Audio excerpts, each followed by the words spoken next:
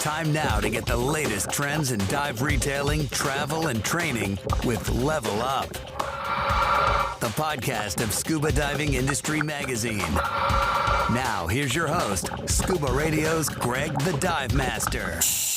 And that is me. I am Greg the Dive Master from Scuba Radio. Check it out every Saturday, 3 to 5 Eastern Time, worldwide on the web at scubaradio.com and Apple Podcasts, Spotify, that kind of thing. But look, we're not here to do Scuba Radio today. We're here to do Level Up, the podcast for Scuba Diving Industry Magazine. Willie Klein, the man behind the madness, is with me right now. Willie, how you doing, buddy? Hey, it's great to be here, Greg. So great to see all these great writers here, too. Yes, we got a lot to cover here on the August issue of Scuba Diving Industry Magazine. We're going to talk to some of the writers and go a little deeper into what's on the written page of the magazine. But before we get into it, we got to check in with Britton. He is Willie's man behind the madness assistant, maybe. I don't know, or he basically runs the show, Big Kahuna. But There you go. Britton, I hear you got some big news about the upcoming DEMA show, our trade-only event. You want to give our listeners and viewers a scoop? What's going on? Yes, sir. Yes, sir. Absolutely. We've officially hit the 70-day mark. We're 70 days out from the DEMA show in Las Vegas, and we could not be more excited. I mean, we've got some really, really awesome things coming. Our October DEMA issue is going to be bigger than ever, packed with tons and tons of content. We've still got plenty of space. We've still got a lot of space for advertisers, and the best part is that we're distributing at the DEMA lobby. So it'll be right there in the lobby, super accessible to everyone. It's got a printed exhibitor list as well for anyone wanting to promote their show specials, seminars, or new products. Reach out. We've got tons of options for full page, half page, ads. So there's something for everyone. The art deadline isn't till the 20th for each month. So there's a little bit of time to work with. And I really can't wait to meet everyone at DEMA. It's going to be awesome. Booth 8075. So come by, say hi. It's going to be great. And, of course, if people want to stay in touch in the meantime before November, how can, they stay in the loop? By subscribing to both the podcast and the magazine, or what?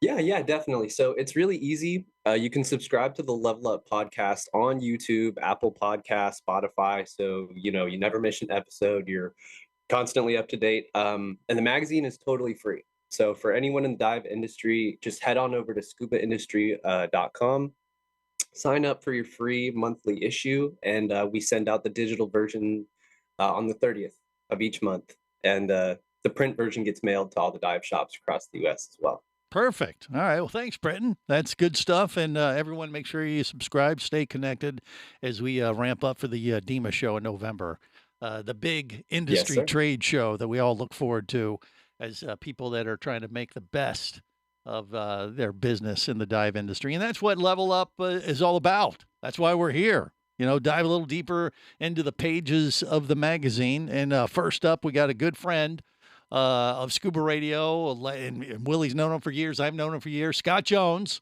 from Dive Newswire with us. Scott, how you doing, buddy?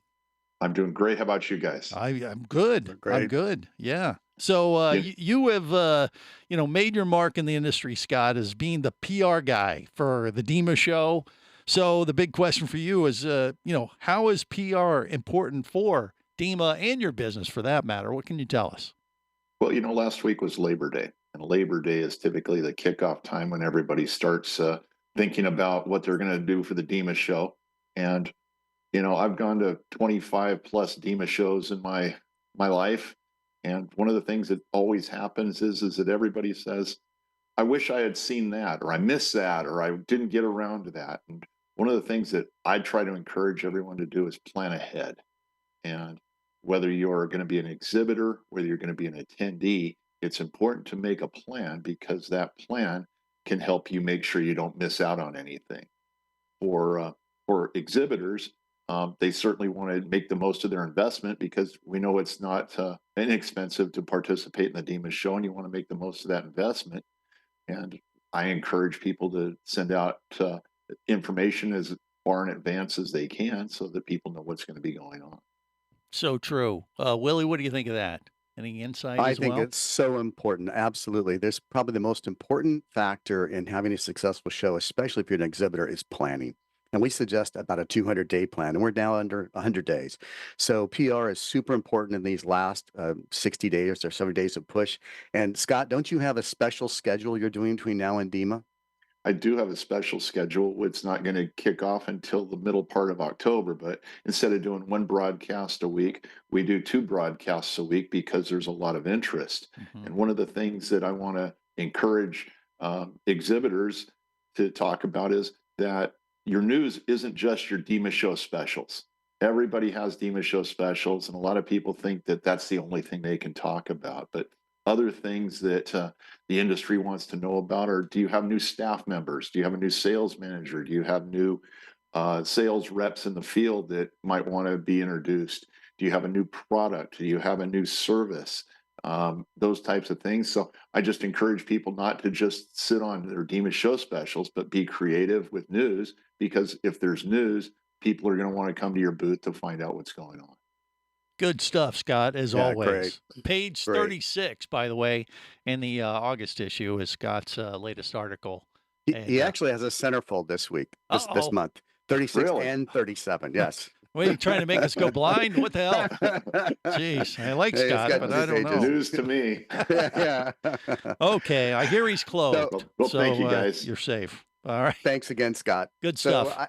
I want to queue up this next person because we have every once in a while a story comes along that is just so riveting and so fascinating that, you know, I'm a huge Olympic fan. I like a lot of people. I love the competition, and when this story broke about a month ago, I said, "Oh my gosh, we got to reach out to this guy. We got to find out what the heck." So I'm going to put on a background here on my picture, and you'll see that this is our next guest, our next contributor, Jeremy, holding up a Denali flag at the Olympics. So, I mean, how do you even cue this up, Greg? I don't know. He looks like Jason Statham. That too. That's true. I mean, so, you know, that's an upgrade on many levels. Have you ever, has anyone ever said that to you before, Jeremy? Come on. I mean, I'm looking at. I'll Really? have to tell my wife. She'll laugh about that. She'll think that's really That's funny. great. She'll be like, "Where's the paycheck?" that Well, Jason gets," exactly. Right. Yeah. But that is cool. So you were actually, you know, acting as a diving, videographer or cameraman at the Paris Olympics, or what? So not really a cameraman. What we were doing, I was working for a company called Under the Water Media, which is a UK-based company that's owned by Simon Lodge, which he's a NAUI member. That's how I came in contact with him, and they need divers there that take all of the static cameras. So those are the photography cameras, not the TV cameras, but the photography cameras, underwater cameras only. So this is all underwater, and place them and then also move them. They have to get moved several times a day because you have news agencies from around the world, and they all want to follow their swimmers. So, you know, Japan wants to follow all the Japanese swimmers. Same with the French, etc.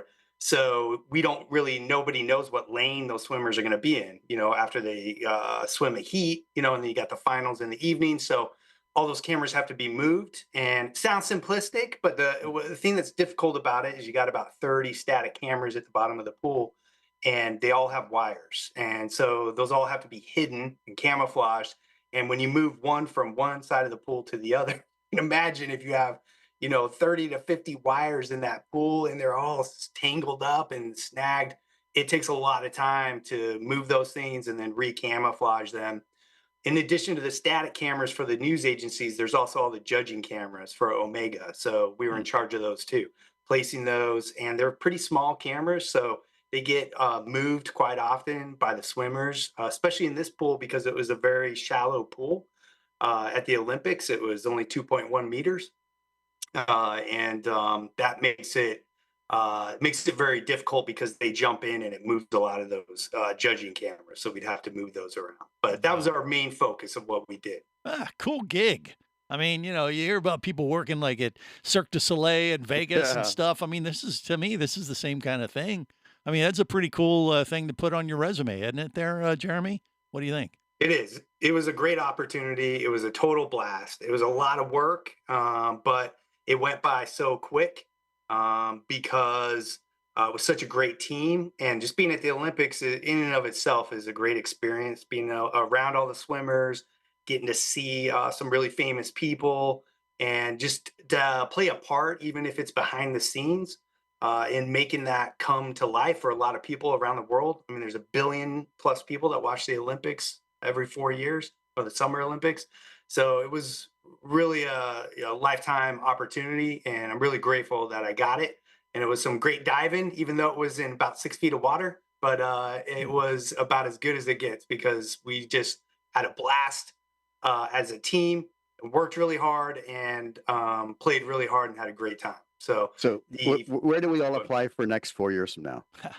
Okay, yeah, well, you'll have to beat me off first, so you might need to knock me off first. And how do you do that? Is there a competition like a breakdancing competition that you challenge you on or something? There's not. Yeah, nothing like that. Like how quick can you put a camera at the bottom of the pool? Okay. So no, nothing like that. They're just looking for experienced divers, that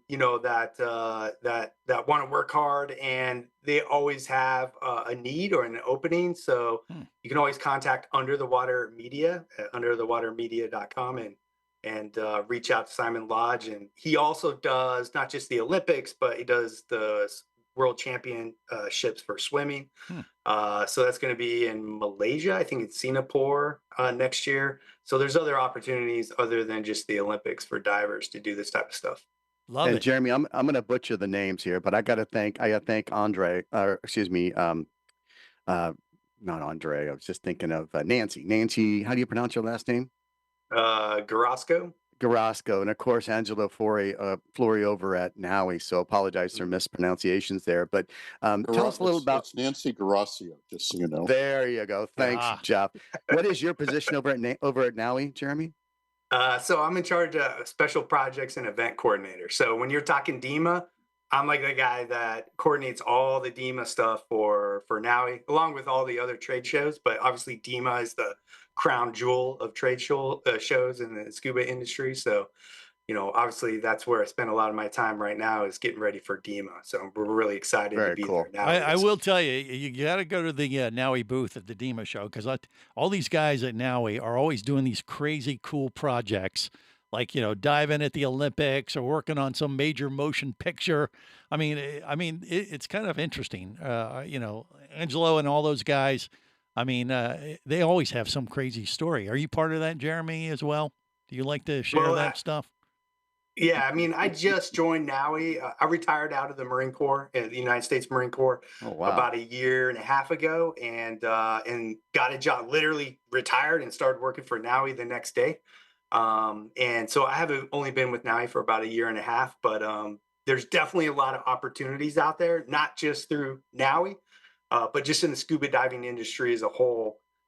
We always think that scuba diving jobs are just teaching people how to scuba dive, and obviously there is a whole world of opportunities out there. Well, there you go. If you want to make a living. And Jason Statham, what is Statham? How do you say his last name? Statham. I better get it right. But Jay, I know you're watching. If you need a stunt double, Jeremy's your man. Okay. And thank you for your service, Jeremy. All right. Thanks a lot, guys. I appreciate it. Good stuff. All right. From Jeremy, we go to Alex Brilski down there in Port St. Lucie. Alex, how you doing, buddy? I'm doing great. So you have written a article here for the latest edition of Scuba Diving Industry Magazine, page 31, The Role of Bad Photos and Marine Conservation. So the question is, what use are bad photos for marine conservation? That's an interesting first of all, I'd like to say that I'm an expert at taking bad photos. I had it begun in 1969 when I got my first Nikonus 2 camera. So, but seriously, that's not the intent. I'm gonna get a little bit of perspective. I think I got my first issue of Skin Diver magazine in 1967. And back then there were some pretty spectacular photos, but there were probably no more that, at least in North America, than 12 photographers that were capable, I think, of taking that quality of an image. And since then, there's been essentially a revolution with regard to digital cameras and post-processing software. And so what we have today, if you look at many magazines, Alert Diver comes to mind, but many of the online magazines, they're just these wonderful, stunning photographs taken by people that, have no awareness in the dive industry. And I think it reflects, the fact that people are certainly talented, but I think it also reflects the fact that the capability of taking an outstanding photograph is a little bit easier than it was previously. Now, that's great and wonderful, but the consequence of seeing nothing but spectacular photos, I caution, can convey the idea, particularly for people who don't know anything about the ocean, that things are better than they are. Uh, and what the gist of the article is to recognize that, not so much to turn from a wonderful, spectacular photographer to a doom and gloom curmudgeon, but to really at least take into account that there are things happening underwater that people should see that aren't good. There are, lots of problems. Of course, bleaching we hear about, disease, predation, pollution, all these sorts of things that I think need to be addressed to some extent in any kind of editorial coverage, uh, uh, where we have, photos. So it's really a plea to kind of balance the perspective and make people understand that the ocean is in very, very serious trouble. Uh, the IPCC tells us that if we don't keep uh, temperatures under 2.5 degrees, we're going to lose coral reefs by, before the end of this century. And that would just be tragic. And again, this is just a, a perspective piece on how to take this into consideration when people are taking, these wonderful photographs. And in fact, talented photographers, I'm sure, could take wonderful photographs of things that may not seem very nice.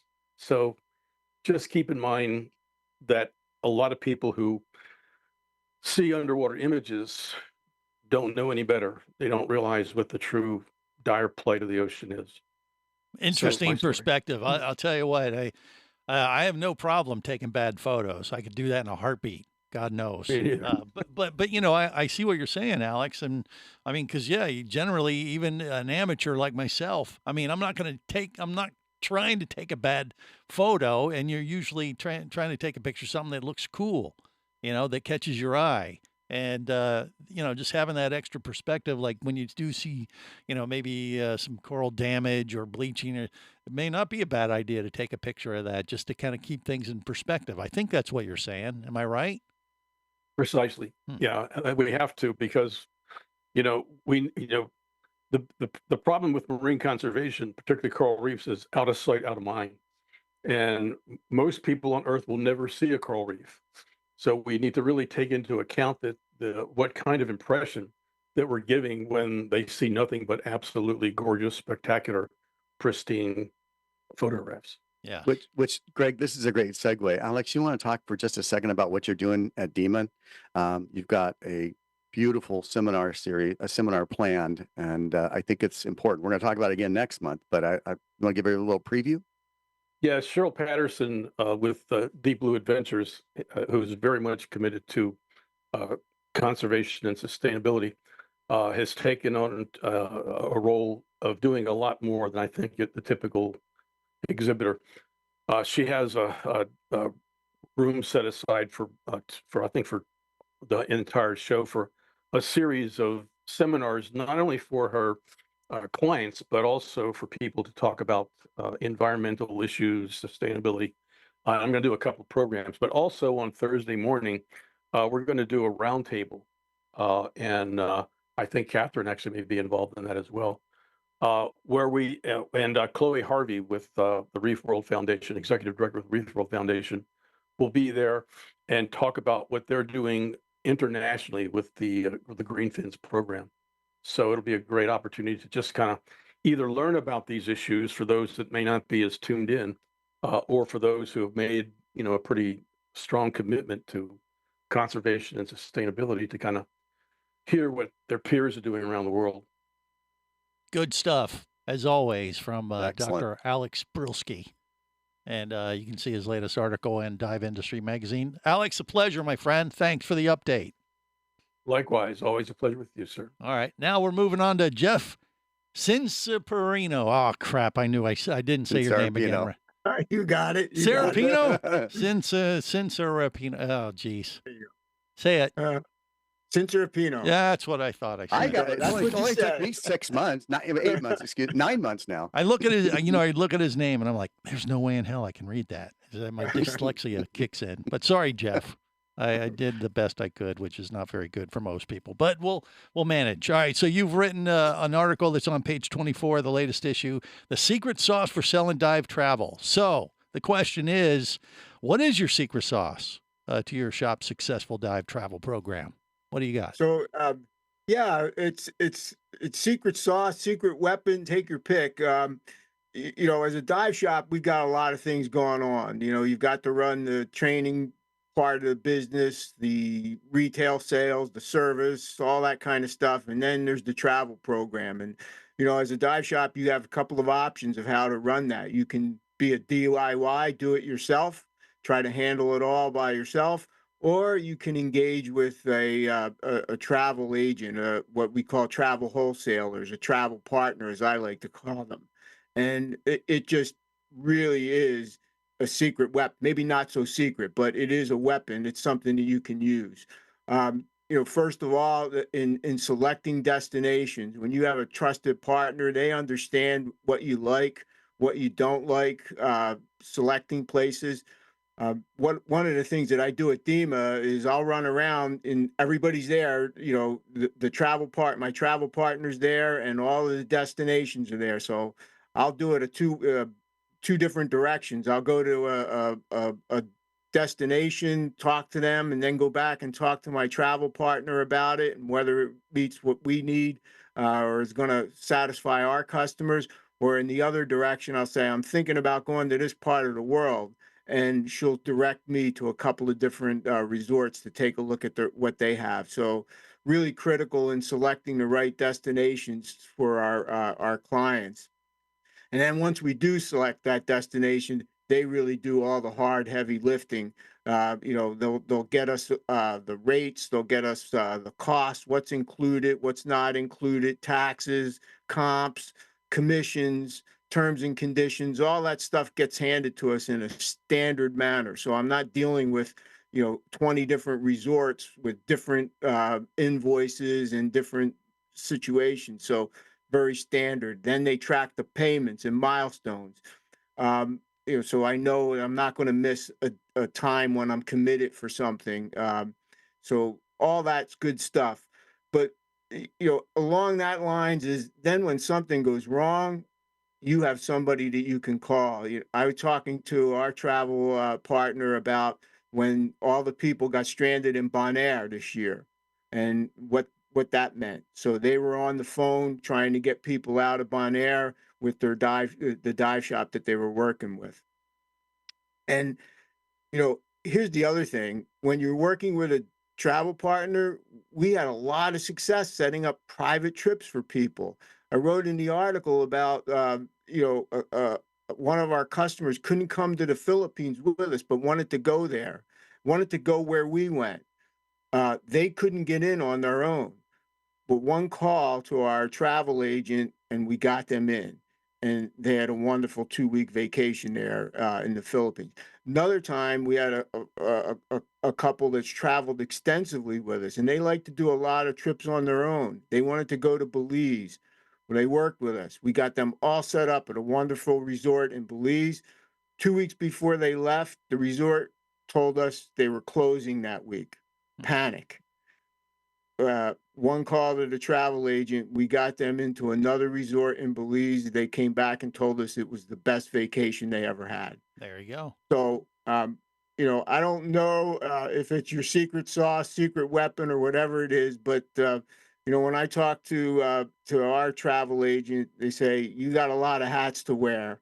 Why do you want to wear some more? And you take care of the shop, and we'll take care of the travel. There you go. Well, yeah, I Very mean, cool. you're talking about just delegating, these questions and resources, and developing your network, your personal network, which is what we do at the DEMA show. That's a big part of the DEMA show, right? Yeah, and it's one of those things. They're good at what they do, and hire the experts. Yeah, let them do the heavy lifting for you. Yeah, All you you got to quoted do is connect with them. Right. you quoted our good buddy Tim Webb from Caradon. He said, "We offer peace of mind knowing your trip investment is safe, as we're licensed, insured, and bonded." And that means a lot these days with a lot of unstable travel stuff going on. Absolutely. Thank you, Jeff. Great article, by the way. Yeah. Thank you. Good stuff. Up next, we got Richard Thomas. The pros and cons of starting the tech program on page 27. So, Jeff, what are the top, what are 4 pros and cons for a retailer to start a dive tech program? What do you got for us?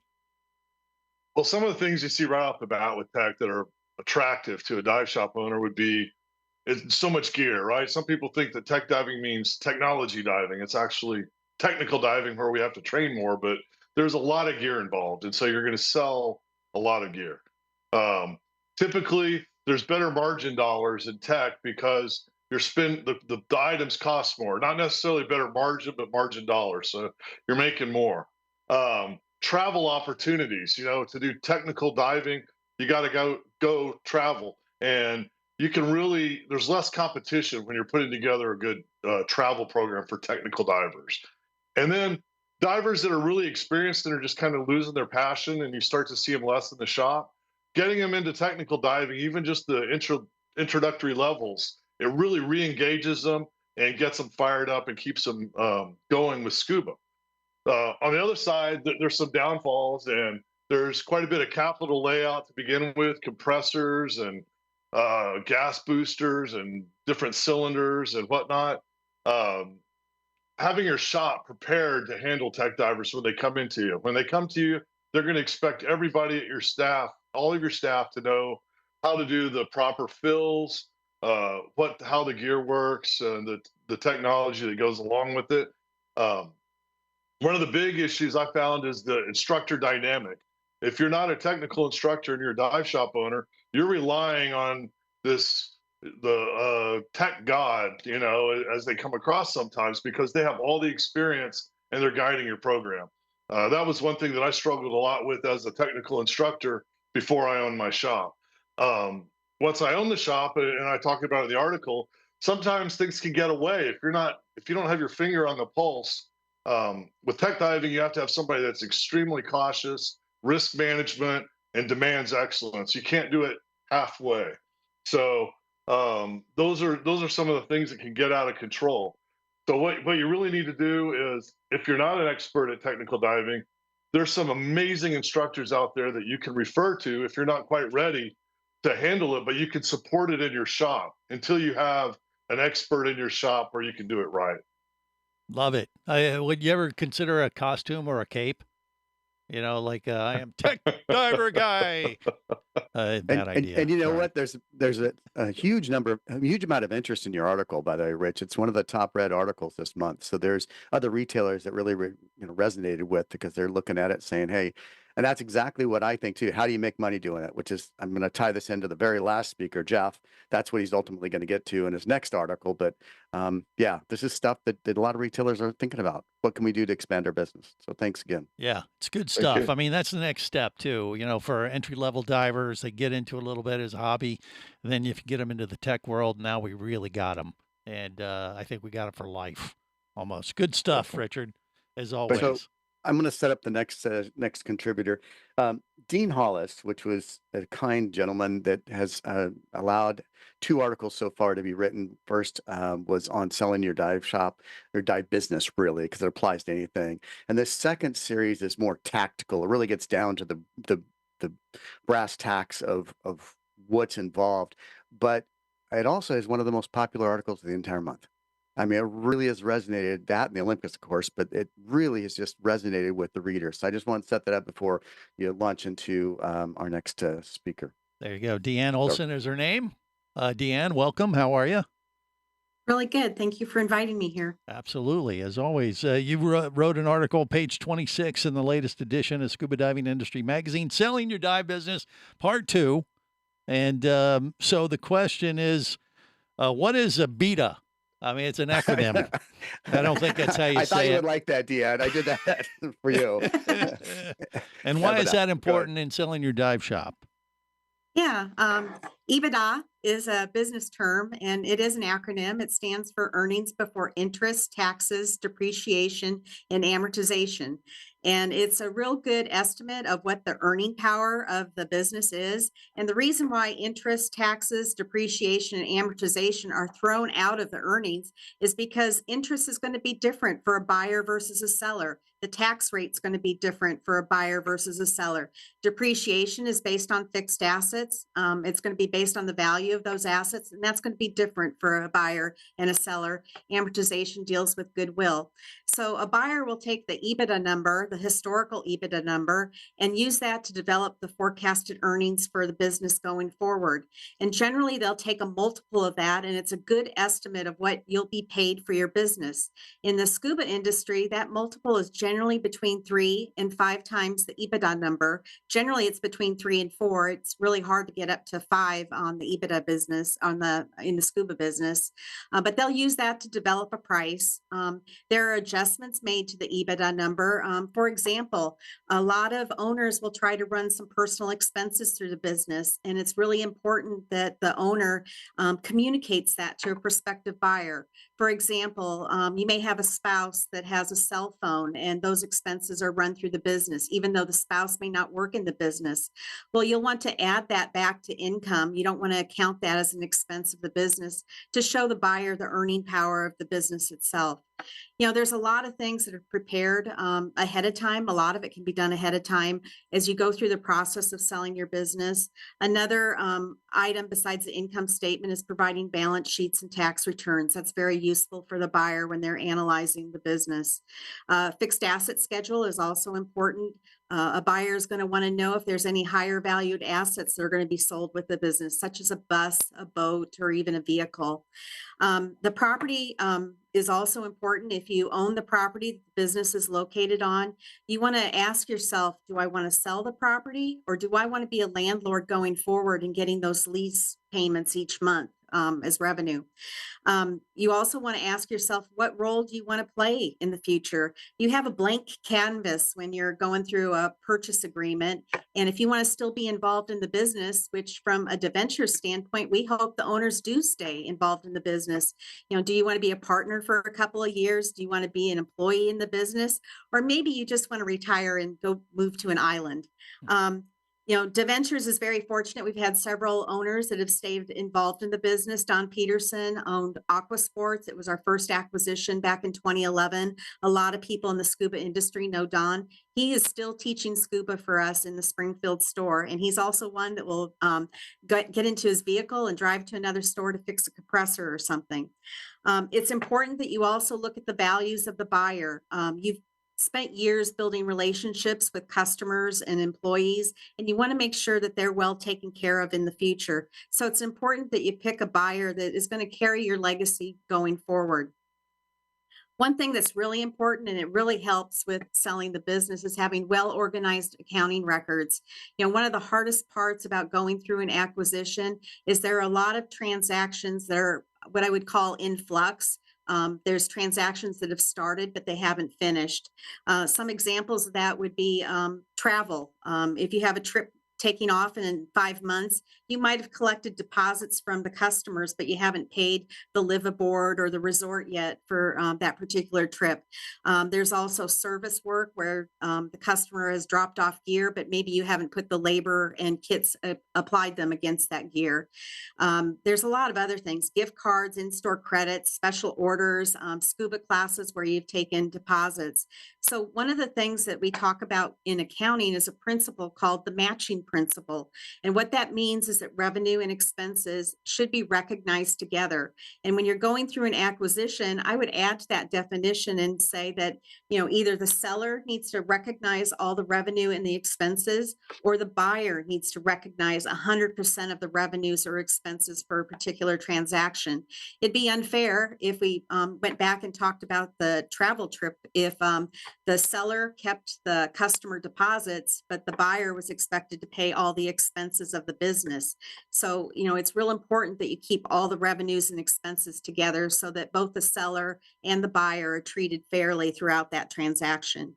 Um, you know, um, if I could go on for 10 more minutes and talk about things that you could do to prepare your business for sale, what I would say is if anyone has any questions, feel free to reach out to me. And if you're looking to sell your business in the next year or even 3 to 5 years from now, it's never too soon to talk to industry experts, talk to your accountant, and start preparing for that sale. You can't start preparing too soon.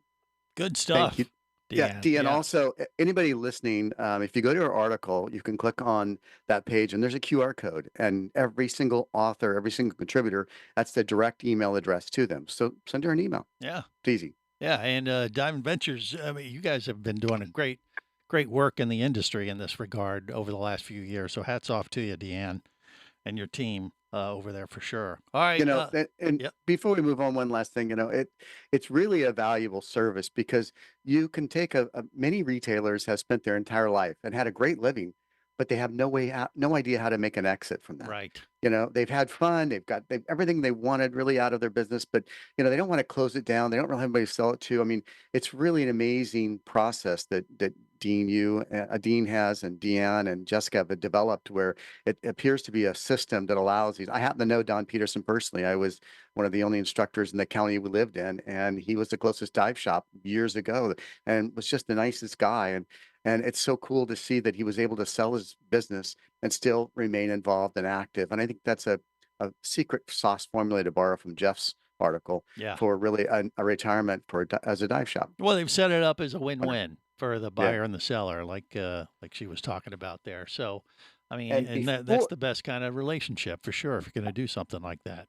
And thank you again, Deanne. It's a great article. Our next contributor is our regular standard everyday columnist, you might say, but he happens to have the number 3rd most popular article this month. Aha. It really, really resonated, Dan, what you said. And, you've done a really good job over the last 8 months of building this incredible case for personal responsibility, which is mostly what it comes down to. If you really look at almost every article you've written, at the end of the day, it's personal responsibility. I love what you did last month with the analogy of the aviation, that the flying is inherently safe. It's just merciless on mistakes. And it all comes back to the same thing you've written this article. It's a theme. And I think it's so needed in our industry. And it's not just me. The readers are loving it. So yeah. Dan Orr is the man. Dan, how you doing, buddy? Doing fine. You didn't mispronounce my last name. Yes, he's the only one I can pronounce because it's 3 letters or less, and 2 of them are the same. Hey, that's right. So, who is really responsible for your safety? That's the name of the article in this month's edition. So, what can you tell us there, Dan? Well, one thing I talked about was the Responsible Diver Program, which is really the brainchild of Dick Long. It was something that came out in the 1980s. And in fact, they actually had a huge program they were promoting. And if you look behind me in my screensaver there, or the thing to the background, you can see the logo that they were using for that program.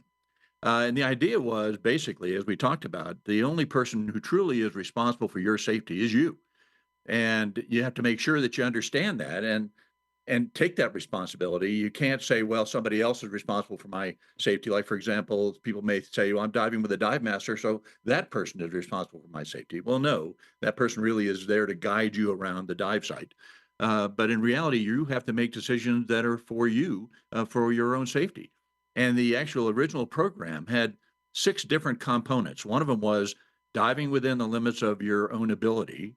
The other is to evaluate the conditions before each and every dive you make, be familiar and check your equipment before each and every dive, respect the buddy system, accept responsibility for your own actions, which is the basic tenet for diver responsibility, and then also be environmentally conscious. So all of those things are part of your responsibility as a diver, and we need to accept that responsibility on each and every dive.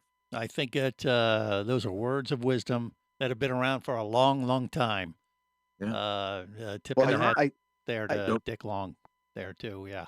somebody had something to say. Yeah, actually, I was going to make another comment about the fact that some training agencies have taken that responsible diver code that Dick created and actually developed it for their own training agency. In fact, one of has a responsible diver code for technical diving, for recreational diving, for free diving, laying out those things that people need to be responsible for. But basically, it is your own safety. Mm-hmm. Yeah. You know, in the aviation world, I'm a pilot also, complacency kills is what the little term people use, because you've done something for the same time so many different ways and you've never had an issue with severity. You just kind of forget that one little tiny check. And I think as dive professionals, we all fall victim to that. You know, after you've had, there's people on here that have over 5,000 dives, I'm sure, in this call. You know, you just forget the little simple things. And only something as simple as the acknowledging the buddy system, because maybe you've been nothing but a dive leader for the last 5 years and you never had a buddy because you're always leading a group of people. But you know, this personal responsibility is really an important theme, and it's life and death. Yeah. Well, when in you our look industry. at you look at some of the data that comes from Divers Alert Network, one of the graphs that I occasionally use shows the number of dives somebody has made within a 12-month period, and so that ended up in a fatality. So on one end, you have people that have made less than 20 open water dives in their lifetime, and they're in the fatality database, partly because they don't have a whole lot of experience. But when you look at the other end, where there are people who have had more than 300 dives in a 12-month period and still ended up in the fatality database, that goes back to what you said before, and that's complacency, or that normalization of deviance that we talked about in one of the other articles. That's a great article. That was a great article. Well, and if you going back to the aviation connection, there, the thing we say as pilots is you are the pilot in command. So when the tower tells you to do something, a pilot is still the guy in charge of the airplane, and it's up to them to decide what course of action they're going to take, despite what the tower may say. Please do this. They're like, well, unable. I'm not going to do it because I can't. Yeah, and it doesn't really diminish the value of a buddy system because you want to share the experience with somebody. But it comes down, the bottom line is it really is your responsibility for your safety. Yeah. Good stuff. And this applies to professionals just as much as the new diver. So thank you, Dan, for continuing this amazing series. I'm looking forward to seeing what you come up with next month. All right. All right. Oh, Up by next. the way, just for a little commercial here, Dan Orr has been asked to be the keynote speaker at the International Scuba Diving Hall of Fame induction ceremony at the end of this month in Grand Cayman. So he is going to be doing the keynote, and I would like to thank him for that great honor, and I think he's going to do a great job. I can't wait to hear his speech. Well, thank you. I'm looking forward to it. All right. There you go. Plan accordingly. All right. Up next, we got, Catherine Castle. What a great gal. And she's in the Azores. Did I say it right, Catherine? You did. Did I? Did. Yes. Good job. Us, Family skill points for you. Azores for us U.S. folks. But she told me right before they said Azores. And then you got to do this flare with your hands. Azores. Something like that. All right, I'm sorry. Yeah. I'll shut up now. No, go ahead. All right, so you wrote in the latest edition, page 22, branding and marketing for your dive business, part 2. So what is a marketing plan and why is it important for a dive business or retailer? Catherine, what can you tell us? Well, in the start of the article, I mentioned that I ask customers questions. What is your marketing plan? When I'm consulting for a dive center, what's your marketing plan? They're like, make a lot of money. I'm like, yeah, that's the goal of your business, but what are you going to do to make that happen? And they're like, sell more stuff. I'm like, yeah, you're not wrong, but what else are you going to do? Like, how are you going to get the word out? And this is what I'm talking about by branding and marketing. You are your brand. Your dive center is your brand. Everything that you say and do is your brand. But so many of us don't understand what that is to our business, what it means to our business, and then how to take that brand and push it out into the community in a way that's going to build relationships and help us actually engage not only with our customers in our community, but with their money, and to bring that into our dive center and help generate their joy and help generate our sales growth. So that's what this 2-part series was all about. It's actually building the relationships, cultivating the relationships that are transactional, because they're going to come in and they're going to buy things, they're going to consume from you, but also very relational in building their joy and also building the success of your business. So that's what it comes down to. I like it. Yeah. Making a relationship with your customer and making that connection where you're both happy, and next thing you know, you're cashing big checks. Okay, can I make Exactly. a commercial for Catherine? So DEMA is just around the corner. We got about, like we said, 70 days, 2 months. She's going to be at the show. You can find her in our booth in some fashion. So we're going to make that offer right now, Catherine, that, you are welcome to work our booth. If you want to, we're going to get you a badge. If you want a place for people to find you, come to see us. Come find Catherine at our booth, because you need to talk to her. She has got great marketing experience. And I mean, she is just touching the tip of the iceberg here with what she's been writing for us. Mm-hmm. Yeah, and what I want to do is give our dive center customers relatable information and relatable ideas so that you can take this home to your dive center and make it work. This is not MBA BS. This is real deal, real life marketing experience that you can take home to make money in your dive center. And I'm actually really proud because this year, I've been in this industry 40 years now, 40 years. And I finally braved up enough to pitch DEMA to become a DEMA featured speaker. Yay. So I am presenting 2 seminars at DEMA as a DEMA featured speaker. One is a 101 level relationship building seminar. And then the second one is a business to business. It's like for business managers and owners level seminar on how to do B2B relationships within your business. And this is all branding and marketing, but we're going to go old school on some what they used to call guerrilla marketing tactics. And then we're going to combine old school, new school dance moves to sort of rock the house on what you're going to do. Because more than anything, I want our readers and listeners to feel like they have somebody out there that's got their back and is going to help them. And that's what Scuba Diving Industry Magazine is all about. You've got this pool of industry veterans we're all coming at you from a lot of different directions, basically to help you grow your business and spread more joy in this whole industry. That's what we're here for. So definitely come and find me at DEMA. I'm excited to be there this year. And you can find me at the Scuba Diving Industry Magazine booth and also on the floor. And I think the seminars are Tuesday and Thursday, but look it up on the DEMA website. Well, if anybody can bring joy to just a quick little meeting at DEMA, it would be Catherine Castle. She's one of the friendliest and most helpful people you could ever meet in the dive industry. I completely agree. We will have a QR sheet at our booth that will have everybody's contact information that's written for us. So if obviously people run around the show the whole time, someone wants to come by and they want to talk to Rich, just hit the QR code and they can drop me an email, say, hey, I'm here at the show, where can we meet, grab a cup of coffee or whatever. So we're going to make that really easy for anybody that comes by our booth to connect with you, because we don't expect you to stand behind the booth all day long. It's impossible because you got people to see. Well, that's good too. Patty and Amber love the company. Yeah, I want to make one more little shameless plug for my beloved husband, who's the cover model for this issue of Scuba Diving Industry Magazine. Thank you for reminding us. Yes. We have Scott Jones as a centerfold and Guy on the cover. Right here. Guy Garcia. He is, I'm normally the one modeling for him. So I got a special kick out of being able to submit this. And I didn't tell him I did it until it came out the other day when I let him know that, he was going to have to start shaving his legs and waxing his brows and stuff now that he's a cover model. Wow. So, yeah. Thank you again. That's a great shot too. Yes. Thank Good stuff, Catherine, as always. All right. Thanks. Batting cleanup for today's Level Up podcast. Jeff Bozanek. Jeff, how you doing, buddy? I'm good, thank you. I'm really happy to be here, and it's always fun to see everybody on this podcast. Absolutely. And we didn't know if he was going to make it today because he was diving, as a good diver always does.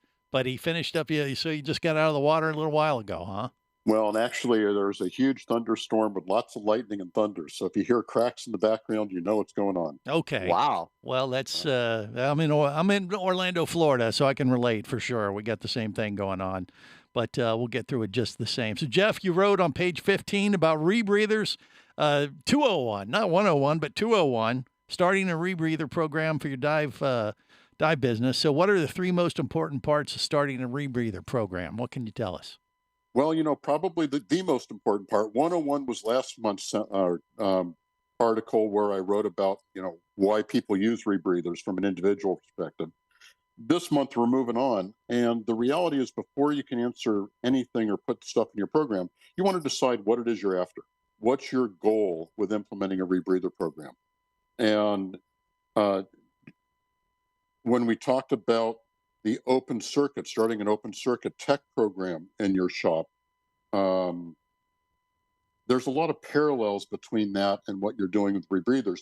The difference is that rebreathers could be for tech divers, technical divers, or they could be for recreational divers, advanced recreational divers who want to be able to use a different tool to achieve different dive goals, to be able to pursue things at a different level.